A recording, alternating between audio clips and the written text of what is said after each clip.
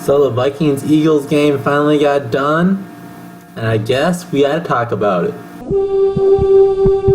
Skol Vikings, let's win this game. Skol Vikings, honor your name. So, I guess it is as they say, all good things have to come to the end. And that's no different with this Minnesota Vikings season as they go to Philadelphia and lose 21-10 to the Eagles to end their undefeated season. Now, as far as the undefeated thing, that's probably a good thing. Just get a monkey off their back, humble them some, because as much as Coach Zimmer can preach, keeping every game just a 0-0 season, we want to win every game one at a time, it's still really easy to just get cocky. So games like this are good just to keep the Vikings players in reality and make sure they keep going 100% and doing good in practice and trying hard and doing all their homework before the game. But talking about the game, stat-wise, it looks like the Vikings won. Total yards, we had 282 to the Philly 239. You have to remember a lot of those yards came in garbage time. We had 18 first downs to their 15. 11 first downs passing and 5 on the ground. We held the ball for 32 minutes of the game to their 27. And rushing, we had a pretty decent rushing game. We had 93 yards. This might have been our highest rushing game of the year, which is probably the only good asset of the game except for our defensive turnovers. Our whole offense and special teams had an awful day today. So let's talk about some of the individual stats and the box score. Sam Bradford, worst game as with the Vikings. 24 for 41 for 224 yards with only a 5.5 average. I know a lot of that came from on that last drive would really piss me off how he only did 5-yard checkdowns and little underneath plays. Players didn't even try to get out of bounds. It really got under my skin. He ended the day with 1 touchdown and 1 interception. The touchdown, of course, was to Patterson in garbage time, so pretty much useless. He had 6 sacks for minus 35 yards. And rushing, Matt Asiata and McKinnon almost had a clean split. Asiata had 12 carries and McKinnon had 11. Asiata had 12, had 55 yards with a 4.6 average. McKinnon had 43 yards with a 3.9 average. So they combined for 98 yards. So that was pretty good. Right next to Zach Line, 2 carries, 2 yards, and not enough to get a 4th down. We needed him in the red zone.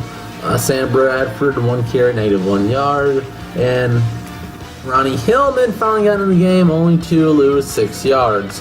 So there's our rushing game. Receiving, if there's ever a guy to give the game ball to from Minnesota, be Cordell Patterson.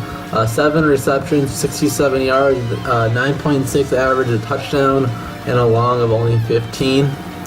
So not a bad game for Patterson, but again, a lot of that came in garbage time. So nothing to really look into. I wish Kyle Rudolph would have had a better game. 5 receptions, 55 yards, and 11 average.